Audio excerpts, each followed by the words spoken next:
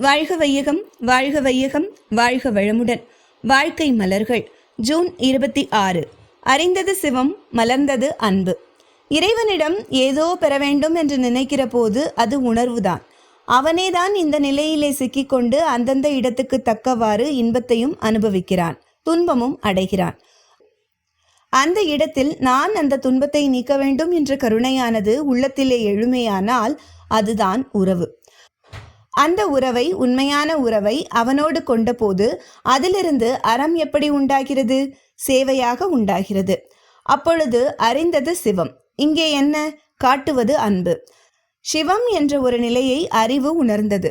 அது செயல்படும் போது அன்பாக மலர்ந்தது.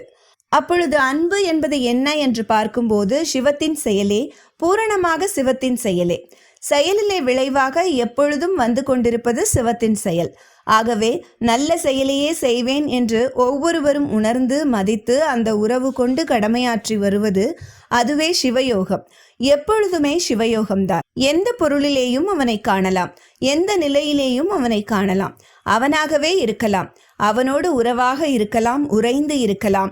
உடலால் வேறுபட்டு இருந்தாலும் உள்ளத்தால் அறிவால் ஒன்றுபட்டு இருப்பதை உணரலாம். இந்த நிலைக்கு அறிவை உயர்த்த வல்லது, அறத்தை உணர்த்த வல்லது தவமும் அகத்தாய்வும்.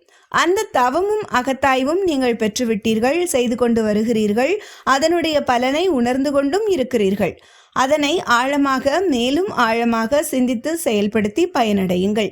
நீங்களும் பயனடைந்து மற்றவர்களுக்கும் அந்த பயன் வீசட்டும். அருள் தந்தை வேதாத்ரி மகரிஷி.